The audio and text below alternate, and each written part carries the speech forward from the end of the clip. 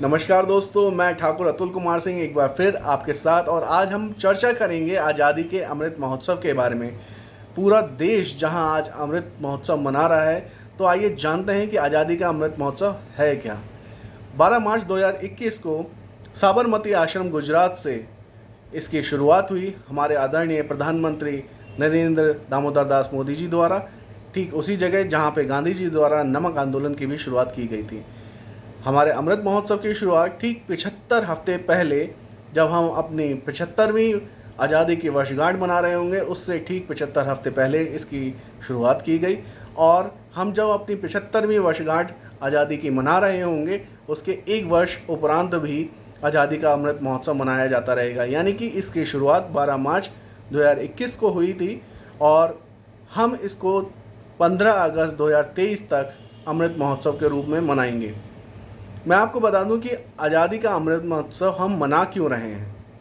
आज़ादी का अमृत महोत्सव हम इसलिए मना रहे हैं ताकि हम याद कर सकें उन बलिदानों को, उन योगदानों को जो देश के लिए, देश की तरक्की के लिए, देश की समृद्धि के लिए, देश को आगे बढ़ाने के लिए विभिन्न प्रकार के लोगों ने हमारे देश में दिए हैं। जैसे कि बहुत सारे क्रांतिकारी जिन्होंने अपने प्राणों की आहुति दी थी देश के लिए, बहुत सारे लीडर्स जिन्होंने लीड किया, मार्गदर्शन किया, हमारे देश को एक अच्छे पथ पर आगे बढ़ाया।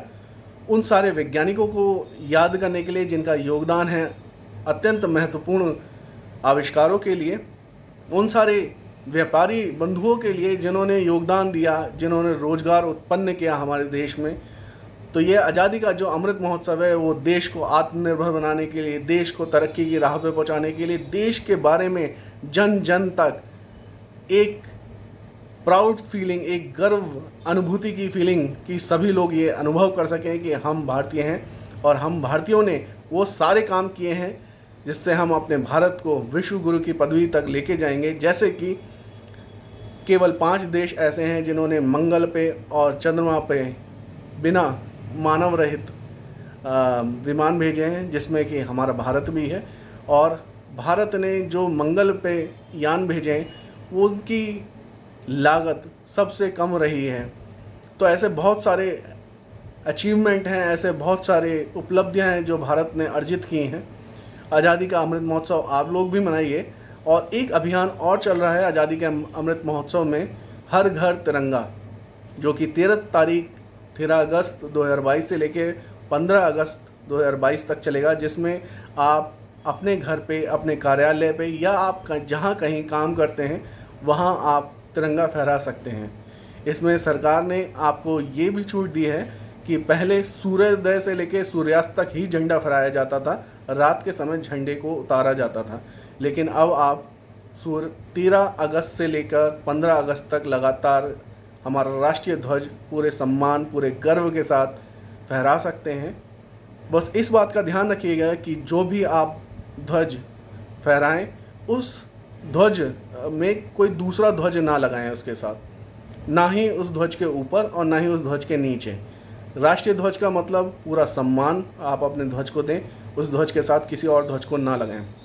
इस बात का विशेष तौर पर ध्यान रखें कि आपका ध्वज किसी प्रकार से कटा फटा या गंदा ना हो। आप इस बात का भी ध्यान रखें कि आप जो ध्वज लगा रहे हैं, तो ध्वज का इस्तेमाल, ध्वज का प्रयोग किसी भी प्रकार से अन्यथा रूप में ना करें, जैसे कि पहनने के रूप में, किसी चीज़ को ढकने के रूप में, या किसी भी प्रकार से नैपकिन या शर्ट के रूप में ध्वज का प्रयोग ना करें। अपने ध्वज से प्रेम करें, अपने राष्ट्र से प्रेम करें। और इस ध्वज का सर्टिफिकेट सरकार भी ऑनलाइन दे रही है, जिसमें हरघरतिरंगा.com पे आप जाकर अपना जो लोकेशन है उसमें पिन कर सकते हैं और एक सर्टिफिकेट जो सरकार द्वारा है वो आप डाउनलोड कर सकते हैं। इसी जानकारी के साथ जय हिंद, वंदे मातरम।